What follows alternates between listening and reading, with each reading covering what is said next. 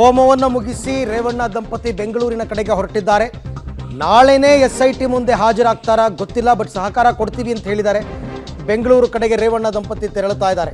ರೇವಣ್ಣ ಹಾಗೂ ಭವಾನಿ ರೇವಣ್ಣ ಇಬ್ಬರು ಕೂಡ ಈಗ ಬೆಂಗಳೂರಿನ ಕಡೆಗೆ ಬರ್ತಾ ಇದ್ದಾರೆ.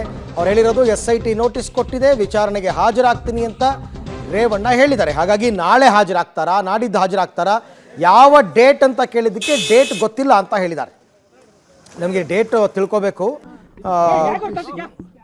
ನೋಟಿಸ್ನ ನಮ್ಮ ಮನೆಗೆ ಅಂಟಿಸಿದ್ದಾರೆ, ಏನು ಅಂತ ಅಂಟಿಸಿದ್ದಾರೆ ಅಂತ ತಿಳಿದು ಬಂದಿದೆ. ಕೂತದೇನಿದೆ ನಮ್ಮ ಇದ್ರ ನಾನೇನು SIT ಎಲ್ಲ ಯಾವ ತನಿಖೆ ಮಾಡಿದ್ರು ನಾವು ಅದಕ್ಕೆ ಇದ್ದೀವಿ. ಏನೋ ಗೊತ್ತಿಲ್ಲ, ತಿಳ್ಕೊಂಡು ಆ ಶಕ್ತಿ ಇದೆ ಮಾಡ್ತೀವಿ. ಇವಾಗ ತನಿಖೆ ಎದುರಿಸ್ತೀರಾ? ಎಲ್ಲಾನು ಎದುರಿಸೋಣ, ಏನು ತಲೆ ಕೆಡಿಸ್ಕೋಬೇಕಲ್ಲ.